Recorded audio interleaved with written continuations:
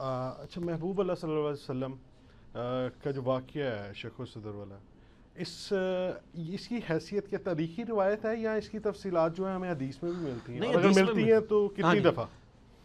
2 دفعہ تو ملتی ہے۔ صحیح بخاری کے اندر یہ حدیث موجود ہے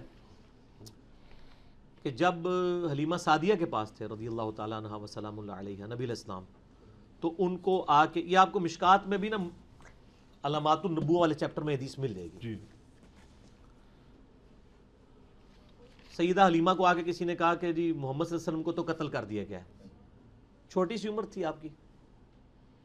تو حضرت جبرائیل علیہ السلام آئے، انہوں نے سینہ چاک کیا، یہ نبی علیہ السلام خود روایت کرتے ہیں، سینہ چاک کیا، دل نکالا، اس میں خون کا ایک لوتھڑا ریموو کیا اور کہا یہ شیطان اور دنیا کا حصہ تھا جو آپ سے ریموو کر دیا گیا، اور ایک سونے کا تشت تھا ایمان کا بھرا ہوا اور زمزم میں، اس سے وہ دھویا گیا اور پھر دوبارہ سی دیا گیا۔ اور انس بن مالک کہتے ہیں کہ حضرت جبرائیل نے جو سلائی کی تھی نا حضور کے سینے پہ، میں نے وہ سلائی کے نشان دیکھے ہوئے ہیں، ٹھیک ہے، اور اس دوران نبی علیہ السلام کی ڈیتھ بھی نہیں ہوئی ہے، ایسا بائی پاس اس زمانے میں ہوا۔ جی اور یہ دوسرا بائی پاس بخاری مسلم میں آتا ہے، جب آپ کو معراج پہ لے کے جانے لگے تھے نا، اس وقت بھی نبی علیہ السلام نے کہا کہ میرا دوبارہ سے دل دھویا گیا، جنتی تشت لایا گیا سونے کا، لیکن پانی زمزم کا تھا، یعنی زمزم اتنا متبرک پانی ہے، پانی جنت سے نہیں آیا، ویسے یہ بھی جنتی پانی ہے زمزم بھی، تو اس میں وہ دھویا گیا۔ تو اس کو کہتے ہیں شق الصدر والا واقعہ،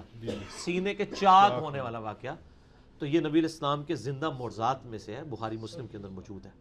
اور واقعہ معراج والے میرے 3 لیکچر ہیں، مسئلہ 126 ABC، اس میں میں نے ڈیٹیل کے ساتھ ان واقعات کو ڈسکس کیا ہے، جسے شوق ہو وہ ضرور دیکھے معراج شریف کے اوپر۔ جی جی آپ صلی اللہ علیہ وسلم کے جسم مبارک پہ کس کس جگہ مہر نبوت تھی، اور کیا ان کی انگوٹھی جو تھی اس کے اوپر وہ اس کو بھی مہر نبوت کہا جا سکتا ہے؟ ہاں، مہر نبوت تو اس کو یعنی کہہ سکتے ہیں، انگوٹھی کے لیے بھی خاتم کہتے ہیں نا، ختم کرنے والے کو، اور ایک لفظ ہے خاتم، خاتم کہتے ہیں مہر کو۔ نبی صلی اللہ علیہ وآلہ وسلم کے دونوں شانوں کے درمیان، بخاری مسلم میں آتا ہے، یہ بھی آپ کو مشکات میں حدیث بخاری مسلم کے حوالے سے مل جائے گی مہر نبوت والے چیپٹر میں، 2 یہ کندھوں کے درمیان نا، پیچھے سینٹر میں جہاں یہ ہم شملہ بھی لٹکاتے ہیں پگڑی کا، یہاں پر کبوتر کے انڈے کے برابر ایک گوشت کا لوتھڑا تھا، ٹھیک ہے جی، جس پہ 2 چھوٹے کالے تل بھی بنے ہوئے تھے، ٹھیک ہو گیا، اور وہ آپ علیہ السلام کے نبی ہونے کی دلیل تھی۔ یہ پریکٹیکلی اللہ تعالیٰ کی طرف سے ہوتا ہے، مہر نبوت اسے کہتے ہیں۔ اور بخاری میں ملتا ہے، ایک صحابیہ چھوٹی سی تھی، کہتی میں 3-4 سال کی بچی تھی اس وقت، تو میرے والد مجھے نبی علیہ السلام کو ملانے کے لیے لے گئے، تو آپ صلی اللہ علیہ وسلم ذرا کیجول بیٹھے ہوئے تھے گھر میں، تو چادر بھی اتری ہوئی تھی، تو کہتے ہیں وہ مہر نبوت نظر آ رہی تھی، تو میں بار بار نا حضور کی کمر پہ چڑھ کے نا اس سے کھیلتی تھی، وہ ظاہر ایک لادہ سے ایک لوتھڑا نظر آ رہا ہو نا، تو وہ بچی کہتی ہے، اور کہتے ہیں میرا باپ مجھے بار بار ڈانٹتا تھا، حضور کہتے تھے کھیلنے دو اس کو۔ آپ علیہ السلام کا اخلاق تھا جی۔ یہ ہر نبی کو ہوتی ہے؟ یہ ڈیٹیل تو ہمیں نہیں ملتی ہے کہ ہر نبی کو ہوتی ہے، یعنی اس میں سیرت نگار کہتے ہیں کہ ہر نبی کو ہوتی ہے، ہمیں اس کی کوئی ڈیٹیل نہیں ملی، ہمیں تو جتنا پتہ ہے ہم وہ بتا رہے ہیں کہ نبی علیہ السلام کی یہاں مہر نبوت تھی۔ اور ایک مہر کہتے ہیں وہ آپ کی انگوٹھی تھی، وہ چاندی کی، جس میں محمد رسول اللہ لکھا ہوا ہے، وہ آج بھی اس کے نشانات موجود ہیں۔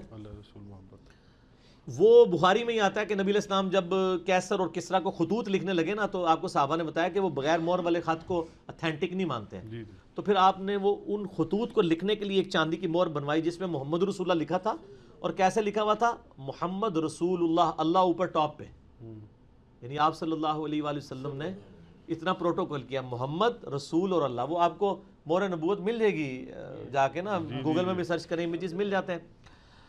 تو وہ آپ صلی اللہ علیہ وآلہ وسلم نے اسپیشل مہر بنوائی، وہ مہر لگا کے پھر آپ دیا کرتے تھے۔ وہ مہر پھر حضرت ابوبکر کے پاس رہی، پھر حضرت عمر کے پاس رہی، پھر حضرت عثمان کے پاس آئی۔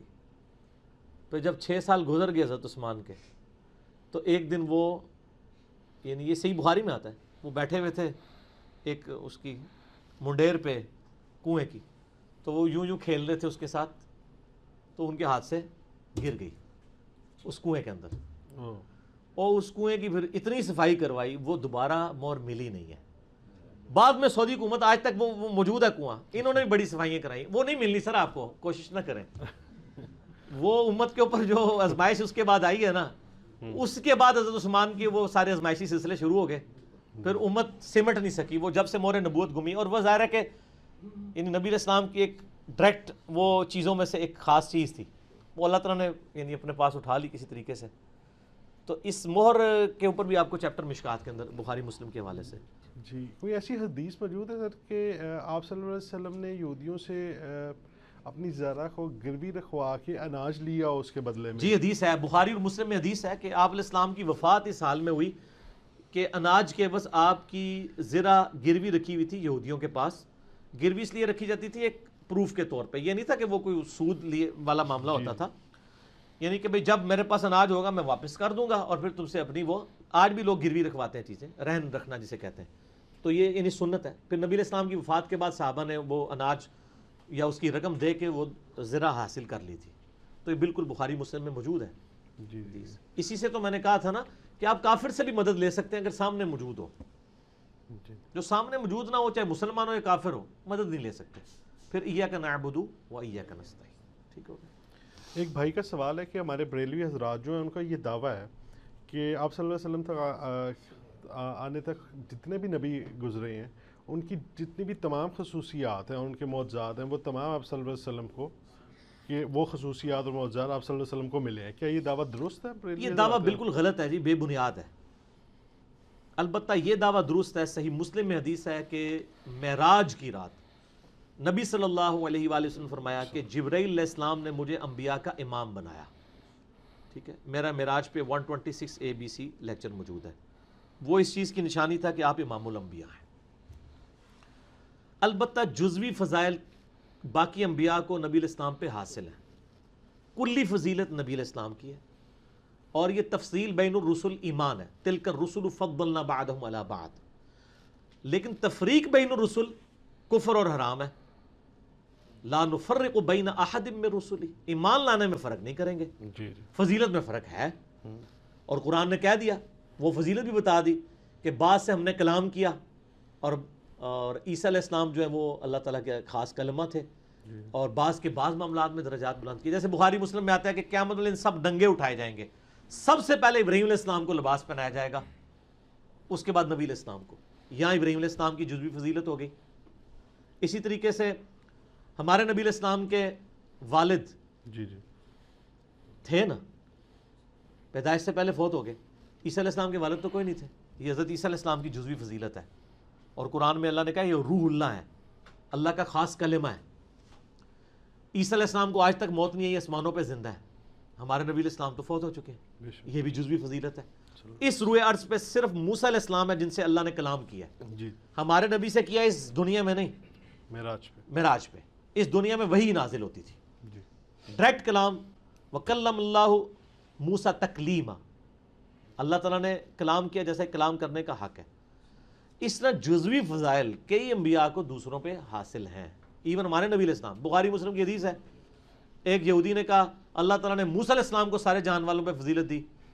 نبی علیہ السلام کے صحابی نے کہا اللہ تعالیٰ نے محمد صلی اللہ علیہ وآلہ وسلم کو تمام جہانوں پہ فضیلت دی. باقی روایتوں میں آتا ہے وہ حضرت ابوبکر تھے مسلمان. غصہ آیا، تھپڑ مار دیا یہودی کو. وہ مقدمہ لے کے نبی علیہ السلام کے پاس آیا. آپ نے اپنے صحابی سے کہا کہ مجھے یونس علیہ السلام پہ بھی فضیلت مت دو، یہ واحد پیغمبر ہیں جن پہ اللہ کا عذاب ہے. اللہ کا عذاب ہے. کیوں عذاب آیا؟ اس لیے کہ وہ اللہ تعالیٰ کی اجازت کے بغیر، وحی کا انتظار کیے بغیر نکل گئے تھے. اور میں نے اس کے اوپر میں نے ایک مجلس میں ڈسکشن کی ہے. تو یہ اللہ کا عذاب ان کے اوپر آیا. اور سورہ الصافات میں آیا کہ اگر یونس توبہ نہ کرتے تو اس دن مچھلی کے پیٹ سے نکالے جاتے جس دن مردے قبروں سے نکالے جائیں گے. لا الہ الا انت سبحانک انی کنت من الظالمین، سورۃ الانبیاء میں آئی ہے وہ دعا. اس پہ بھی کہا مجھے فضیلت مت دو. تو جزوی فضیلت ہو سکتی ہے، کلی فضیلت نبی علیہ السلام کی ہی ہے. اور یہ کہنا ساری کمبائنڈ فارم میں، تو سر ایک مردہ زندہ کرنے کا معجزہ تو قرآن میں بار بار ڈیمانڈ کرتے تھے. سورہ انبیاء آپ پڑھ لیں نبیوں کے بارے میں عقیدہ، اللہ نے فرمایا معجزہ نہیں، اس نبی کا معجزہ قرآن. ٹھیک ہو گیا. معجزات، کرامات، استدراج کے اوپر میرا مسئلہ نمبر ہے 131 ABCD. دیکھ لیں، یہ سارے ایشوز میں نے ریزالو کیے. آج میں اس ڈیٹیل میں نہیں جاؤں گا. ابھی اذان مغرب کا وقفہ ہے، انشاءاللہ باقی سوالات بعد میں اذان کا جواب دیں. جزاک اللہ خیر.